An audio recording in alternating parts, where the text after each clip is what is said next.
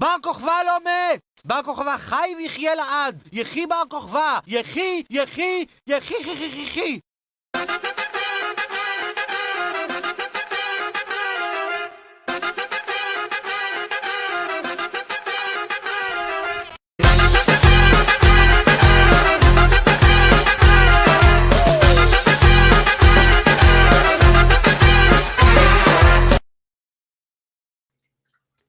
Hello, everyone, and welcome to another glorious episode of Fun with Flags. And as you can see, I'm hosting again, and there is a reason for that. But before that, Soda, how have you been? I'm doing better than that guy in that video. Can we get him some water? He needs to clear his throat. Oh, yeah, trust me, he'll be fine. Ish.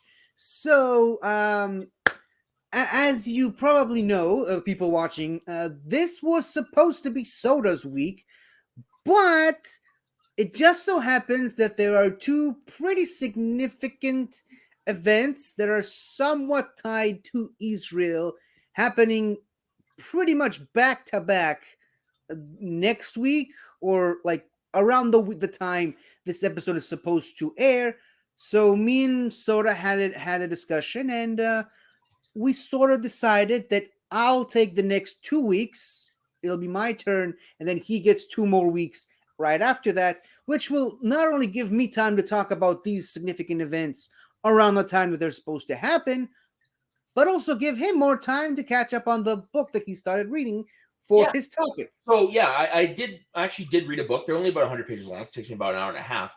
But with this, it actually gives me a chance. I'm planning on reading through the whole series because I also own them digitally.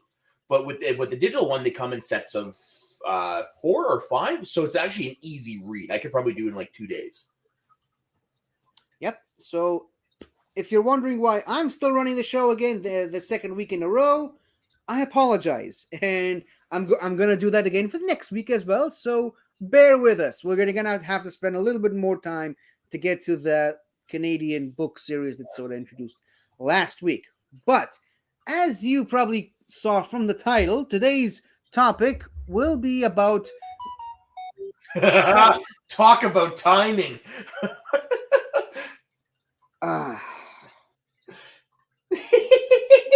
Ruined. Anyway. Please tell me that was your mother. It might as well be. Nope. It was Taco. That's random. Taco mentioned me in a comment on YouTube for some reason. Oh, cool. Well, so yeah, Taco got a shout out in today's episode. Now, speaking of today's episode, we are going to talk about the national holiday called Lag BaOmer, a Jewish holiday that was celebrated around the world since the 12th century AD and has sort of taken on a life of its own since the formation of the Jewish state of Israel.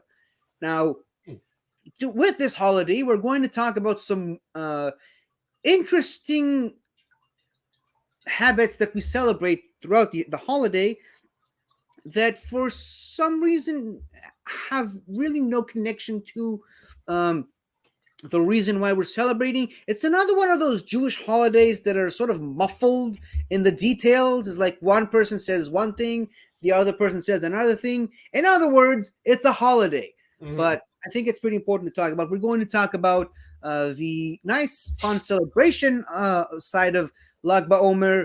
We're going to talk about the religious side of it, some major historical events, and what many people are considering arguably the worst Jewish hero of all time. Oh? Can't wait to talk about that. But yeah, Lag BaOmer is a holiday that is primarily celebrated on, hold on, I forgot the official date of it, so give me just a second. And reminder, we're talking about the Jewish date, which is Yudchet in Iyar, basically meaning the 18th of the Jewish month of Iyar, and just happens to fall this year on the 9th of May. Now, Oh, hey, that's I got two people close to me have birthdays that day. Really? Yeah, my cousin and one of my oldest friends. Cool. So you can tell them about Lag BaOmer. There's a Jewish holiday that day. So on that particular day, we celebrate the Jewish holiday of Lag BaOmer. So basically, we just had Passover a couple of weeks ago. You remember that? Remember that holiday? Yes, I do. So according to Jewish traditions, immediately after the last day of Passover begins the counting of the Omer. And the Omer is basically 33 days where allegedly, according to some religious texts, some really bad things happened, and reportedly about 24,000 people died of a plague. And these people were namely basically just disciples of the Bible, these really heavily religious people of all ages, and all of them were wiped out by a plague, supposedly. And on the 33rd day, that was the end of the plague when they stopped perishing from it. On the hold on, once again, comparing different dates is. What is with you guys and plagues? I don't know. I mean, hey, what's with us guys and being wiped out from history? Let's talk about that. That's true. Yeah, so it doesn't technically state the exact Christian date, but I mean, it's not really important. The important date is the 18th of the month of ER, which reportedly came with the birth and rise of a heavily religious figure, a rabbi. Well, we're talking AD here. We're talking, we're talking 70 AD with the birth of Rabbi Shimon Bar Yochai. And according to some religious people, he stopped the plague simply by virtue of being born. Go figure, am I right? Yeah.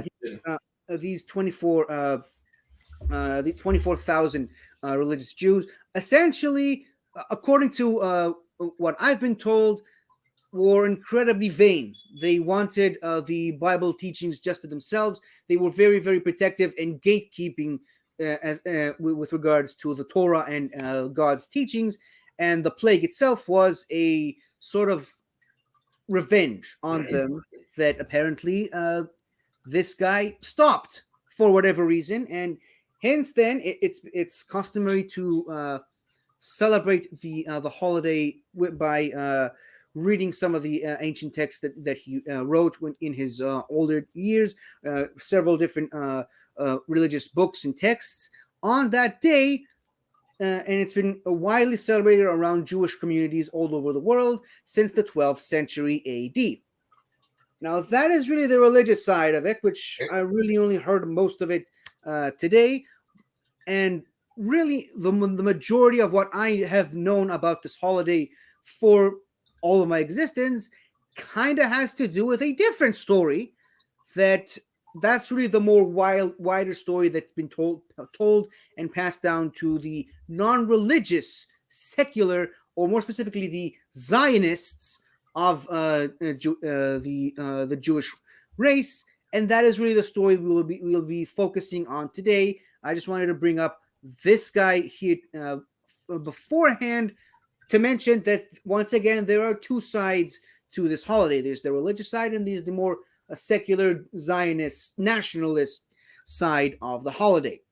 Now, as for the holiday itself, it's basically known as the holiday of bonfires. It's customary on the holiday. What? I laughed. I wasn't expecting that. Okay, well, what were you expecting then? I honestly, bonfires was nowhere near the realm of possibility, because it's like that's also like kind of a Guy Fawkes thing, with the bonfires and stuff like that. Yeah, but I mean, we don't take someone's puppet and burn it. True. I mean, it's just bonfires, and just happy camping and celebrating around the fire. That actually sounds like a holiday. One night. What? It sounds like one I would enjoy. Yeah, it's really fun. I mean, we roast marshmallows. We bake potatoes. By the way, when you people do bonfires and camping, do you also do the thing where you take potatoes, you wrap them in tinfoil, and just put them in the fire? That's the best way to make baked potatoes. So my grandparents do it when we were at their house too, because they got a fire pit. That's my opinion. The best way to make baked potatoes. Yeah, so I mean, it's the big part of the secular side of the holiday itself. So we just camp out, we sit by the fire, we talk, we tell each other stories, and it's one of those holidays where we just have fun celebrating our near extinction event. A traditional, a typical Jewish holiday. So all your holidays have to do with you guys nearly being assassinated. Yes. Yes.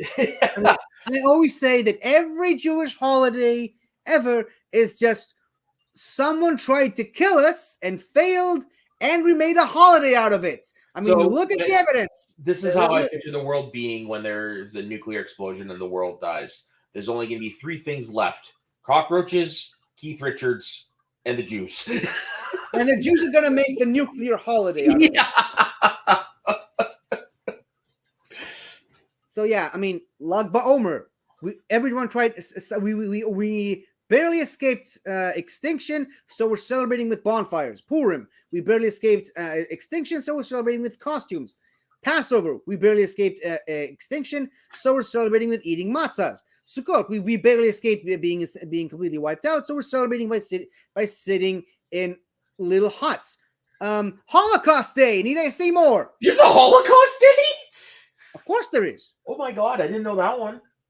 There was about 2 weeks ago. There's like Holocaust Day, which is about 2 days, and then one Holocaust Day is 1 day, and then the following week is Memorial Day, followed immediately by Independence Day.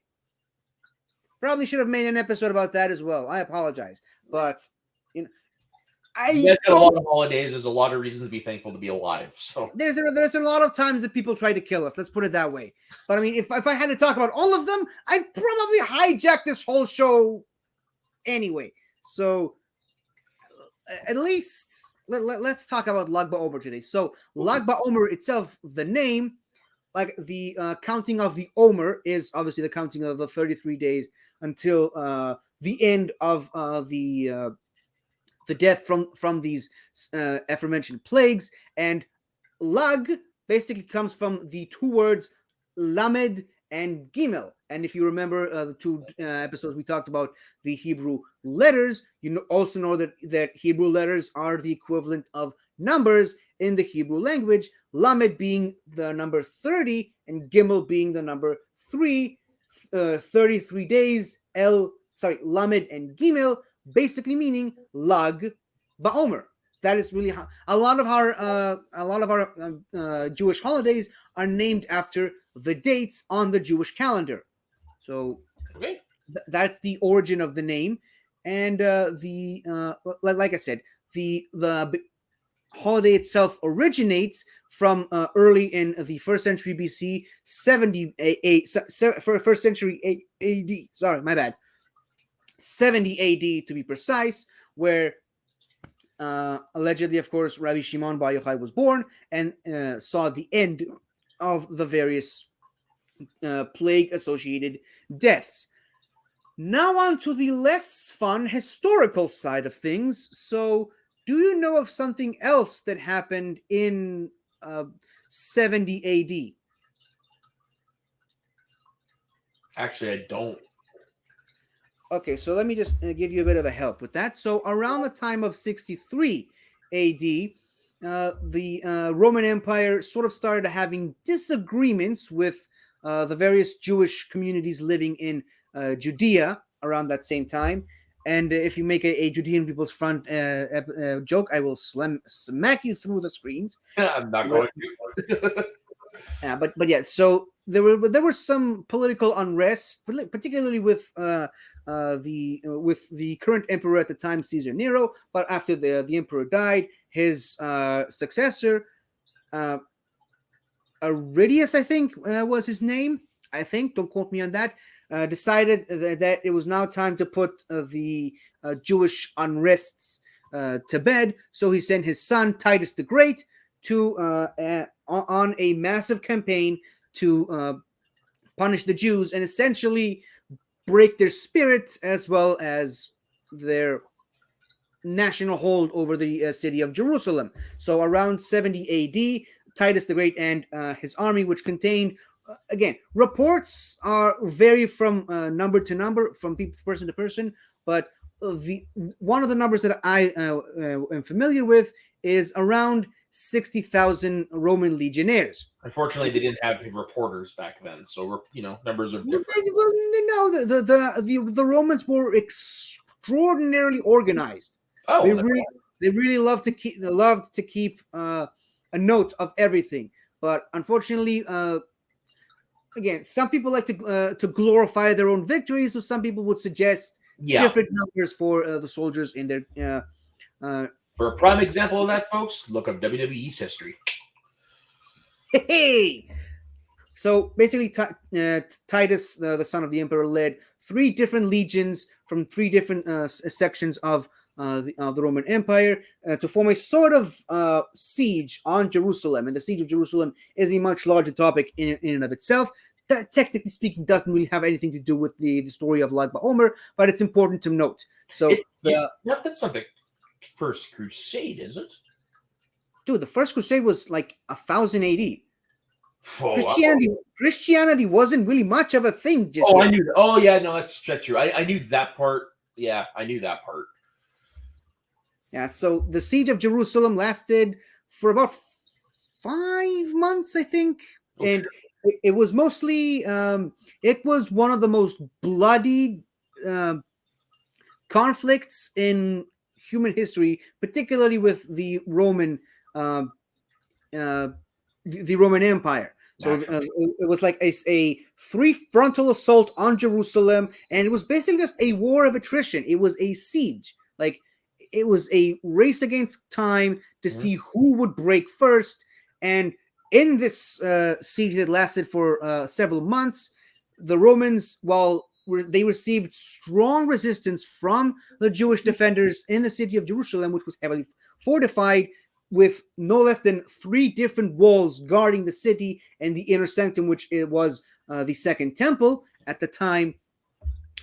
While the Romans have suffered heavy losses and heavy resistance from the Jewish defenders, which, let's be honest, they severely underestimated to their own demise. They slowly started to advance further and further towards the city with the use of battering rams and siege towers.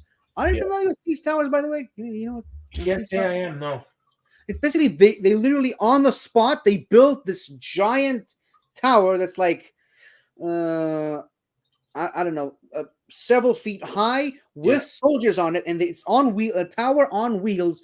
They roll it up to a fortified wall, and then the soldiers just climb to the top of the tower and storm the castle wall. Oh yeah, I think I've seen those in depictions of things. Yeah, I'm pretty sure you know what a battering ram and battering ram, Trojan horse, all that stuff. Yeah. Just siege tower. I wasn't quite sure if you were familiar with. So basically, that was really the strength of the Roman Empire's army at the time. It was like they could literally build things on the field. Like, they had construction materials that they brought with them to construct catapults and battering rams and siege towers and all kinds of stuff. They even built ramps to make it easier for the siege towers to roll, because again, it was on wheels. So the Romans thought of everything. Case in point, they're one of the most mightiest empires in human history. And according to Dr. Who, the whole galaxy. Anyway, so little by little, piece by piece, they started to break the wall. One of the 3 major walls of the city of Jerusalem. They started advancing through, and they kept getting pushed back by the Jewish defenders. They kept coming again. It was sort of a back and forth, and very, very slowly, over the course of several months, they slowly but surely started to drive the Jewish defenders deeper and deeper into the inner city, which was sort of divided into 2, the 3, the lower city, the upper city, and the newer city. and slowly they started to drive the Jewish defenders back, the slowly declining Jewish defenders back towards the city itself, and breaking through all the other walls and defenses that the city has put up. Now, obviously, the Jewish defenders were not pushovers by any means necessary. They took a lot of Roman lives in the process, doing certain things that no one who has ever resisted the Romans even thought of doing at the time, like digging a small mine underneath the ground, reaching underneath the Roman where the Roman army was situated, and then setting fire to some explosives, blowing up the Roman army from underneath the ground. They did a lot of really creative things as a military force, but to no avail. Eventually, the Titus decided to build a 8-kilometer wall surrounding the city of Jerusalem, in a sort of method that was really famous for that the Romans were very, very famous for, a method of motivation. He offered great riches and rewards to the general that completes their side of the wall first, and obviously motivated all their generals to start construction right away, essentially building up the wall in a couple of days. So with this circular 8-kilometer wall, impenetrable wall, it prevented the people in Jerusalem to escape the city and go grab supplies, because again, it is a war of attrition. It is a siege. Food and water start to get very scarce very, very fast. So while the Romans outside the walls had the opportunity to go and hunt for more food and more water, the Jews inside did not have the chance. And even the Jews who just didn't want nothing to do with the war, they couldn't escape. Anyone caught attempting to escape was crucified as a sort of a warning to anyone else trying to escape. In other words, crucifixion. Oh, it's all yeah. Wow. I screwed that up. I'm sorry. Hold on. Yeah. Okay, let's try it again. Crucifixion. This way. You're supposed to say yes. Well, okay, yeah, yes. I know where you were going for it. Like, okay, so yes. Take 3. Crucifixion. Yes. Good. Out the door on your left, 1 cross each. Line on the left, 1 cross each. Stop. Yeah, we got there in the end. Okay, yeah. So third time's the charm. Yeah, third time's the charm. Now, after several weeks of, like I said, the water and food became very, very sparse. The Jewish defenders on the inside of the city have sort of devolved into not just extreme rationing of things, but also eating certain pets, as well as even baby cannibalism. Yeah, that's how bad the situation had become up until that point. First. Yeah, me too. I think, but so after breaking the morale of the Jewish defenders on the inside, there's like a whole thing you can look up on the siege of Jerusalem step by step. I'll probably find it and send it to you later. But basically, after a couple of weeks and days of essentially trying to break down the walls and the city's defenses piece by piece, eventually the Roman defenders made their way into the inner sanctum of the city, and more importantly, into the Jewish temple, the second one to be specific, and they started to drive the Jewish forces inside the temple. Now, as for the temple itself, a lot of people are not allowed in it. Like, only the really, really important figures in religion are allowed inside, and certain areas of the temple itself are forbidden for anyone and everyone except the high priest himself. But desperate times call for desperate measures, so the Jewish defenders started using the temple as their own base under siege, which eventually, over time, the Romans once again took over, and the second temple of Solomon, as it was called at the time, fell on the exact same day that the first Jewish temple fell several hundred years beforehand. Oh, wow. Yeah. The 9th day of the month of the Jewish month of Av, which is essentially basically let's call it the equivalent of August. Oh, okay.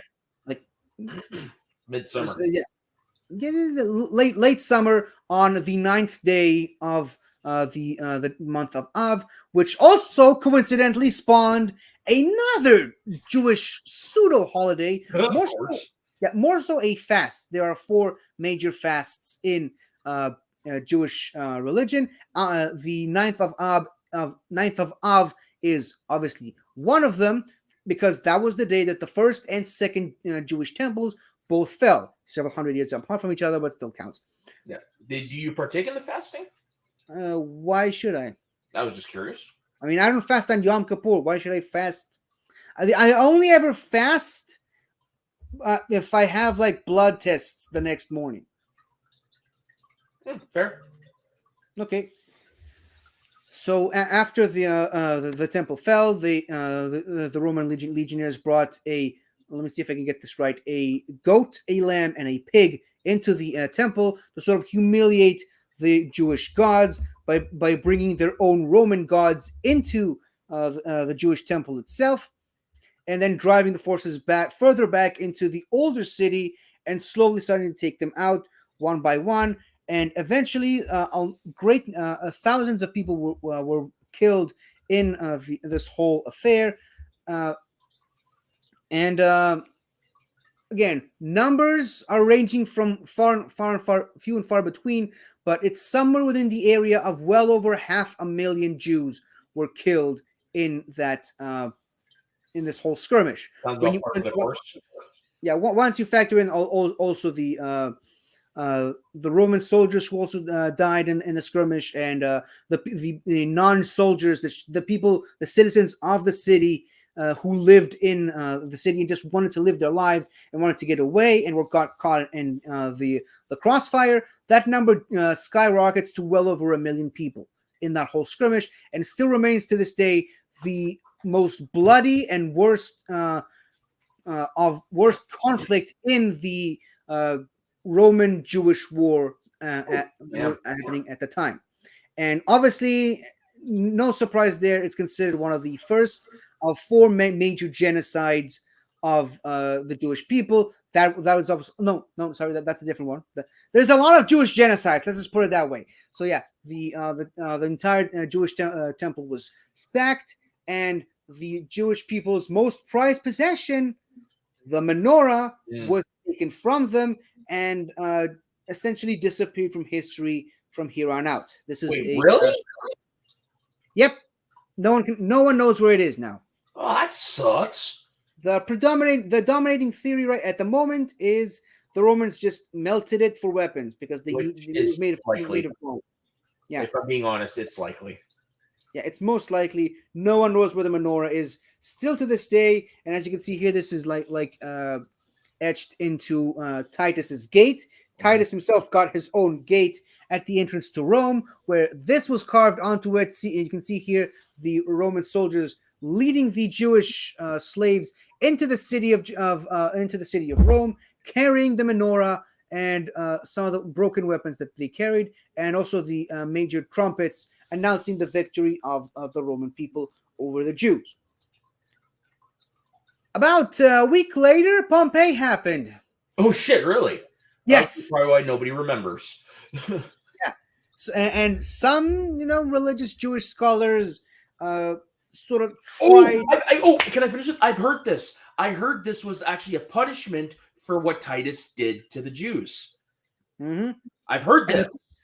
And according to some accounts, namely people who were close to Titus at the time, Titus, the day after Pompeii, he spent an entire day in the bathtub scrubbing himself because he just could not bear to face what really happened in Pompeii.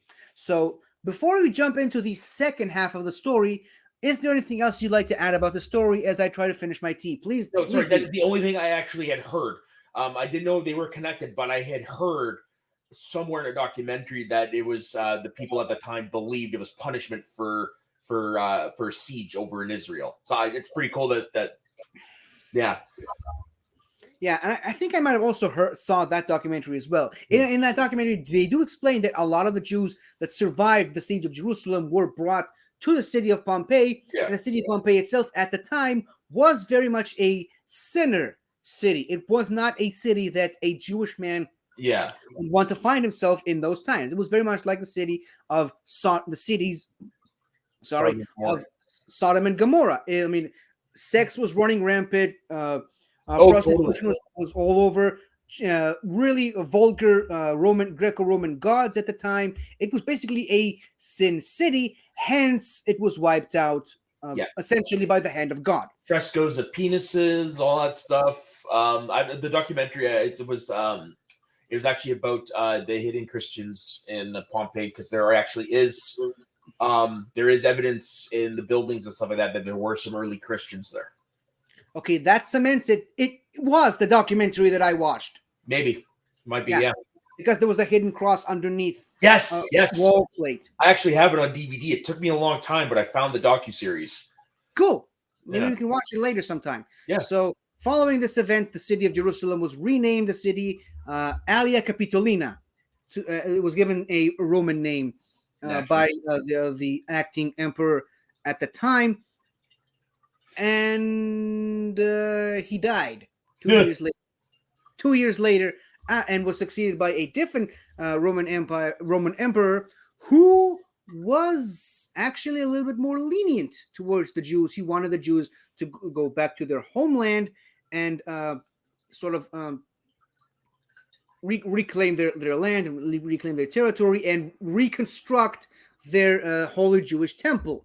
And then for some reason, he changed his mind and did a complete 180 and decided to punish and humiliate the Jews even further, which then leads us to the aforementioned worst Jewish hero of all time that I mentioned earlier, Simon Bar Kokhba. Okay, I'm curious to see why he's considered the worst. We'll get to that, but before he came around, he was sort of prophesied by one of three. And again, stop me if you heard that before. One of three prophets, Jewish prophets, as he will be the next Messiah. He will bring order and order to the Jewish people. He will lead the Jewish people into victory and start the reconstruction process of the third Jewish temple.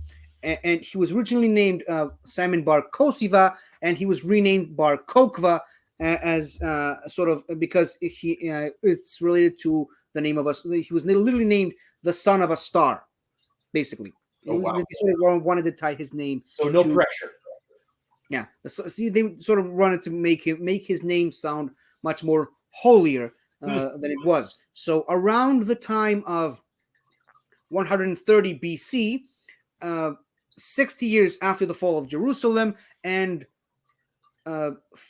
57 years, I think, after the Jewish Greek, the first wave of Jewish Roman wars ended, Bar Kokhba started amassing a great army and started to coordinate some attacks to reclaim the city of Jerusalem and reclaim the entire territory of Judea, back to the Jewish people.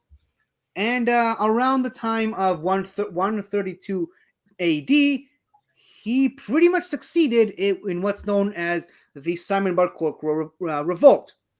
And he actually he managed to organize large numbers of guerrilla Jewish fighters who actually managed to kick the Roman people completely outside of the city of Jerusalem.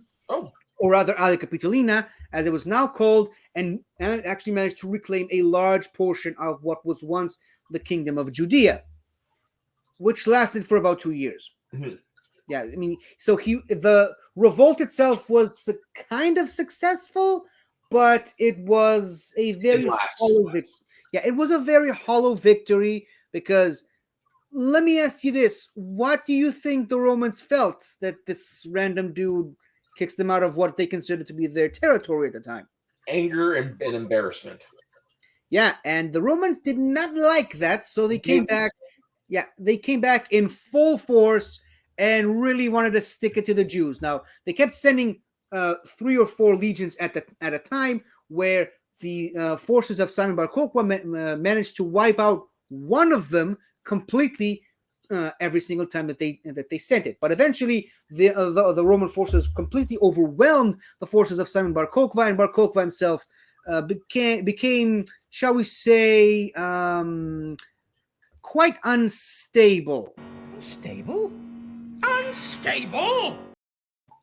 Yeah, and he got into some great depression. He had his own cousin executed for treason with zero evidence to claim that. And he started making a lot of really terrible and unwise militaristic decisions, which eventually led to once again the fall of the city of Judea, and the city of Judea sort of started to decline and control smaller and smaller territories each year. And by the time of 135 AD, the entire city itself was completely under Roman control, and Simon Bar Kokhba himself was nowhere to be found, and allegedly died. And there are a lot of conflicting reports on what happened to him and the cause of his death. But his body was never really found and never really recovered. The remaining Jewish defenders that survived the massacres started by Simon Bar Kokhba fled to the nearby city of Masada, which I'm now realizing I don't have the picture, but it's the picture and the background right behind us. So let me just remove us both for a second. Yeah, I was wondering about that when that would come into play. Cause it looks for some reason I forgot to put the pictures in the overlays, but we'll look past that. So Masada, as you can see, very hard place to reach, and it was a very heavily fortified place, and that's really where all of the remaining Jewish forces fortified themselves after the fall of Judea once again. And not really much to say besides the Romans kicked their butts once again, and it was one of the most bloody massacres in the Jewish race had experienced at the time. And remember, this is post Egypt and post Greek and post Babylon and all that. So it's one of the worst Jewish massacres of all time. Hold on, here's the image itself. Yeah, and it also led to great view. Yeah, great view. That whole site right now, it's mostly uninhabited. It's mostly used for tourism, opera performances. Really? What did you say? I said tourism, but opera performances. Well, yeah, obviously tourism, but it's mostly used for live opera performances. Cool. In Masada itself, and it also spawned the iconic slogan of "Masada shall never fall again." Kind of hard to do now that it's just a tourist attraction, but it is what it is. Sounds a little familiar, doesn't it? What? Like what? Masada never falls again. Malafre falls no more. Okay, I see what you did there. So yeah, this is like an archaeological site. There was one of the major sites of the Simon Bar Kokhba rebellion. And quick question: if you had to make a guess, how many people would you say? The soldiers who followed Bar Kokhba in the Bar Kokhba revolt. How many people would you say died at the hands of the Romans at the time? Probably around the halfway mark. Oh, it'll be over on that. So over half. Over half of what? Of his army, of his defenses. You don't have a number? No. What was how many people did he have again? I'm not telling you. Okay. So I'm gonna go with half. I'm gonna go with 3,000. Okay, that's cute. 24,000. Does that number ring a bell to you, Mr. Soda? I know it should. Yeah, it probably should. Relatively recent, as a matter of fact. Yeah. I'm sorry. Remember this guy? Oh, this guy, yes. Yeah. Remember how many of the religious disciples died from the plague, supposedly? Yeah. Again, history tells us one thing, legend another. But every once in a while, every so often, we find something that belongs to both. So, yeah. So the legendary Bar Kokhba revolt, which originally was a success, but eventually became the most tragic defeat of in all of Jewish history. It completely fell apart. Guess the date. May 9th. No, but you're in the ballpark. The 9th of Av, the same day that the two Jewish temples fell. Yeah. Wow. Yeah. Talk about a coincidence. Historically, a lot of bad things happened on that day. Like if you actually go back in time and start looking at a list of important events happened on that day, it's pretty staggering.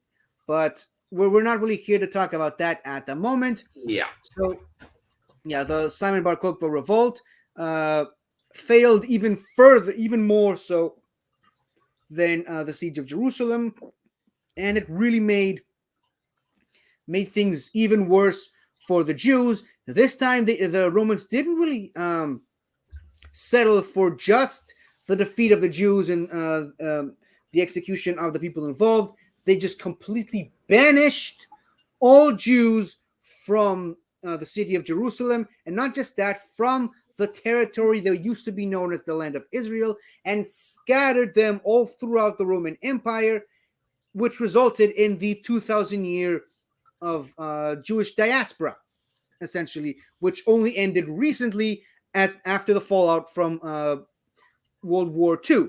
So Wow.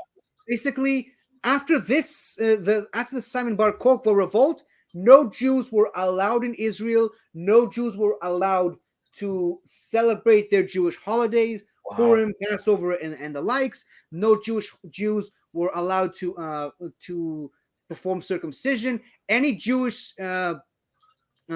custom was considered outlaw and a crime, punishable by death or crucifixion. Yes. Good. Out the door, line on the left for one crust each.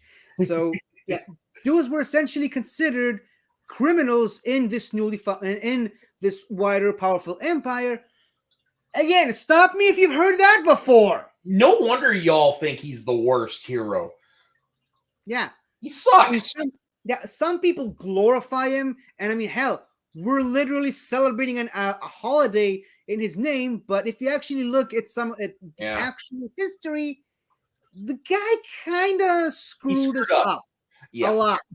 But he's considered a national hero among the Jewish people for some reason. Take what you can get, I guess. Yeah, I mean, it is what it is. Some people just are determined to say that no, the revolt was successful. We won. Did we though? Yeah. In the end, what did you guys win? Yeah. What did we win? And in addition to the banishment, not just or rather, the city of Jerusalem retained the name Alia Capitolina, and the whole area of Judea, and more importantly, the coastal lines of the land of Israel were renamed Philistine, which we talked about several episodes ago, with the renaming it after the ancient enemy of the Jews, who were already kind of extinct by that point. But I mean, it goes without saying. So they renamed it Philistine, and a couple of years later, they sort of expanded the territory of Philistine from Judea and the coastal lines to the rest of the land of Israel, and merged it with what would later become known as the country Syria, renaming the region Syria Philistine, and in years to come, Syria Palestine, after the Arab legions sort of came in after the Roman Empire was no more. And obviously that name has remained for several centuries before, obviously, World War II happened, and I think we all know what happens next. Mm-hmm. So, and your rights. That was basically it. Now, as for the the reason for the bonfires, some people suggest that during the war, the Simon Bar Kokhba revolt, which again has nothing to do with this guy, so every person you ask feels like gives you a different answer. I think the bottom line of it here is no one really knows, and let's start pretending that you do. But just looking at the history and the customs, the reason for these bonfires is basically during the war they needed a way to signal all the different armies, the coordinated armies of Simon Bar Kokhba, that the war is over, and the only way they had to do that is by lighting massive bonfires in a line across the plains, because as you can see, well, not really this picture, but as you might see if you look at a topographical map of the region, there's a lot of really low valleys and high steep cliffs, so these bonfires can be seen from all around. It's very similar to what they did in the Lord of the Rings movie, where they just light up a line of torches all throughout and also in the opening scene from Mulan, the animated version. That's what came to mind when you said that was. So great minds really do think alike. Yeah. So that is really the reason for the celebration of the bonfires and the camping. And again, no one knows. It's again one of those holidays no one really knows why they're celebrating, but they're still celebrating. So it is what it is. Yeah. Why not? So that was a bit of a mouthful, and it's that's the story of Lag BaOmer. If you have any questions, now is the time as I try to go over in my head and see if there's anything else I missed. No, I didn't have any questions. But it was nice to know that I actually knew a few things. I didn't know that they were connected. But no, I mean, it's good to know. Like, for some reason, that looks familiar. What? Messina. This. I don't know why I've seen that before. But then again, there's so many of those that I just might be mistaking it for another one. Yeah, could be. Yeah. So, one thing I did forget, some of the Jewish hierarchy in the religion side of it, they renamed Bar Kokhba Bar Koziva, which kind of translates into son of the lie, as they rebranded him the false Messiah. Gotcha. So basically, it was a smear campaign. Yeah, but again, for many years, a lot of the religious Jews reviled his name and cursed the very mention of his, and now he's considered a hero primarily because of the Independence Day War, which we just celebrated the Independence Day last week. Yeah. And basically, a small force of Israeli soldiers from a newly founded country against a massive enemy containing 6 or 7 countries, and somehow they came out on top. Natural that people would turn to Simon Bar Kokhba as their savior and their leader, and completely ignore the thing that came after the revolt. But so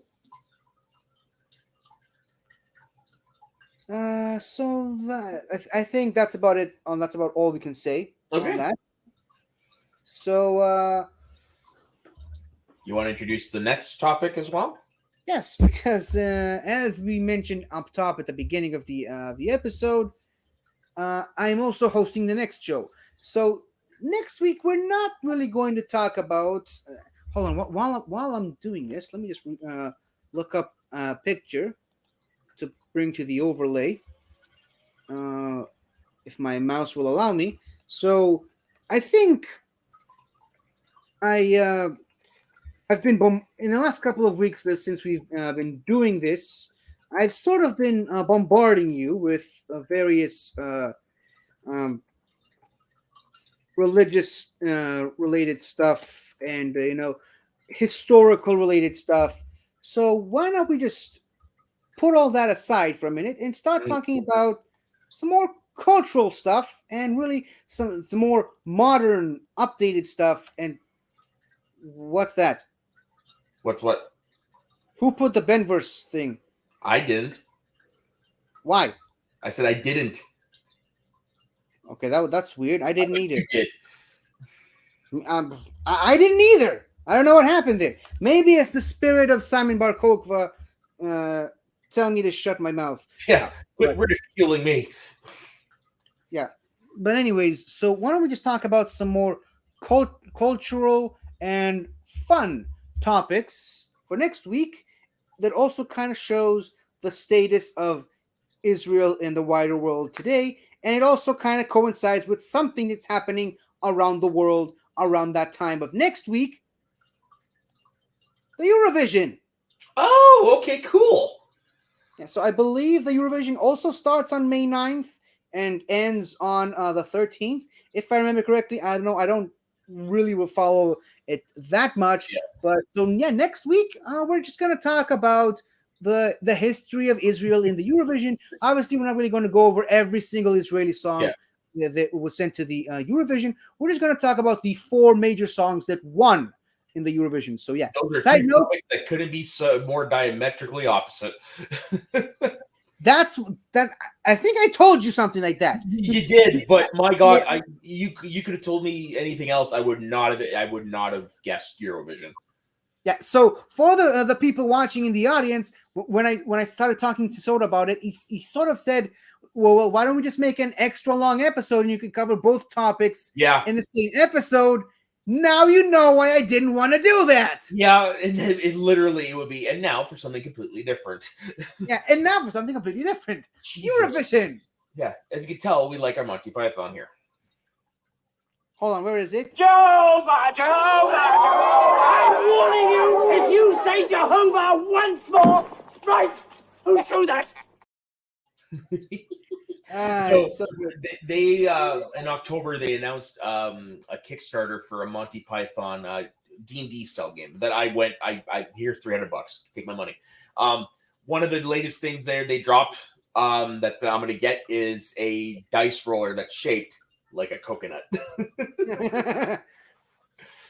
Okay, so circling back to Eurovision, so I don't know how many people notice, but not only Israel is allowed to participate in the Eurovision, despite not technically being in Europe, Israel also won 4 times in the Eurovision. Cool. It has actually hosted the Eurovision in Israel 3 times since it's been allowed to participate. So Nice. we're mainly going to focus on the 4 songs that won, plus a couple of other songs that I feel like are necessary to talk about the history of of Israel in the Eurovision, as well as we're going to discuss a little bit about the current song that has been sent to the Eurovision right now, which hopefully will win because gotta root for the home team. So it's gonna be interesting because I know what Eurovision is. I know it's a singing contest. That's about it. Yep. So maybe it'll give you some a chance to learn more about it. And you know what? If you really want to do your homework, watch the Eurovision movie. Yes, which I will say 50 was on me to watch. I still haven't. You still haven't? No, here's the thing though. Will Ferrell is not a go-to for me. Oh, but Rachel McAdams? Same. Really? Yeah. She's Canadian, Soda. You traitor? Hey, easy. You know how many Canadians there are in film? There's a lot. Yeah, and people say the Jews are taking over Hollywood. Technically, they did found Hollywood. Yeah, but we're not here to talk about that. So first of all, first order of business before we get started. Yes, there is the Ukraine flag in Eurovision because the Ukraine did win Eurovision last year, and it's customary that the country that wins hosts the Eurovision the following year. But I don't know if you've been paying attention. Ukraine is not going through a great time at the moment, No, they're a little busy. So they decided to move it to Liverpool and the United Kingdom. So that's Cool. the semantics of the image, and we'll save the rest of the discussion for next week. And Mr. Soda, I will be sending you some songs for you to listen to. Some of which are in English. Is your time that? So, I expect you to do your homework and have listened to all the songs by the time we start next week's episode. Yep. So until what then, I would do is I will hold off until just before we record, so it'll be fresh in my mind. Or just listen to them on the regular on the week. I could. So, is there anything else you'd like to add before we wrap this up, or you just want to go jump right ahead to your plugs? No, as a music lover, I'm definitely looking forward to next week's episode. Me too. So plugs. Okay, Where so can the good people of the universe find you? So you can find me on my personal Instagram and Twitter at soda_the_Saxman. You can find me here doing the shows with 50, this one, and frequent guest star in your show, The Greatest Show in the Galaxy. You can find me over on Hotel Nerd Network, not every Monday and Friday, but most often than not, doing live watch-alongs of Monday Night Raw and Friday Night SmackDown.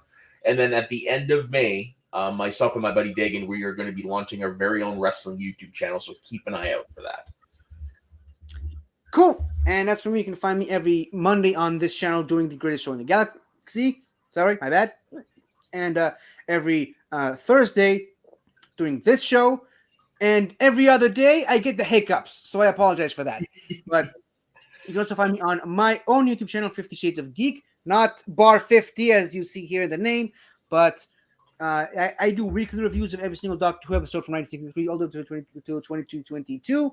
And I just uploaded, well, by this time it will only have been on my channel for a couple of days now, but I just uploaded my review for the first of the 2 Peter Cushing movies. So go ahead and check that out if you dare.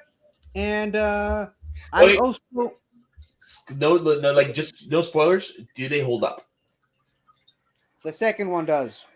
I have never been a fan of the first one, and I probably never will. Fair enough. Okay, cool. Why are you asking me? Go watch the review. I will, but I just wanted to know if you thought they held up or not. My opinion on the second one has changed for the better. That's what I will say. But that is the story for next week. When I upload that time. No, next week, no, another time. But yeah, so I also recently did a very special Israel Independence Day video with my dad, which I haven't uploaded at the time of this recording, but I will do in a day or two. So by the time you watch this, it'll most likely be on the channel.